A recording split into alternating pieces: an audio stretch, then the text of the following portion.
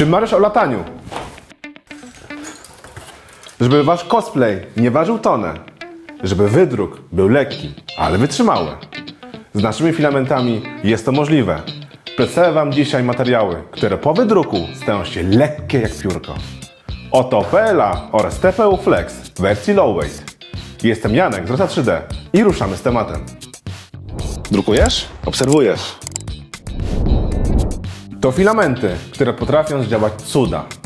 Dzięki specjalnej formule wydruki mogą być nawet 2,5 razy lżejsze przy zachowaniu tych samych wymiarów. Jak to możliwe?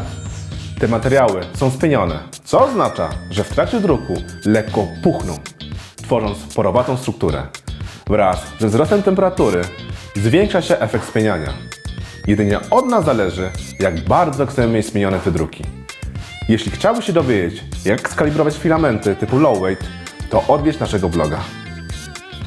Efekt spieniania to nie tylko ultralekkość, ale też niewidoczne warstwy. Powierzchnia idealnie nadaje się do malowania, szlifowania czy innych modyfikacji. To otwiera masę możliwości dla hobbystów i twórców. Tego typu materiały świetnie się nadadzą do zdalnie sterowanych samolotów i dronów, ultralekkich obwodów, rekwizytów czy elementów do cosplay. Kiedy wybrać spienione PLA, a kiedy TPU? Jeśli zależy wam na sztywnych wydrukach, to PLA LW będzie najlepszym wyborem. Spienione TPU jest do zadań specjalnych. Spójrzcie. PLA LW do pewnego stopnia się wygnie, a TPU LW się od kształca wyśpienicie. Dzięki spienionej strukturze TPU staje się jeszcze bardziej miękkie. Efekt ten zależy od tego, jak grube to będą elementy i jakie mają wypełnienie.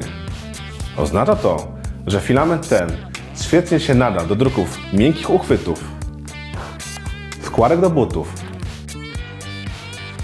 czy podkładek. Materiały low weight to naprawdę coś niesamowitego.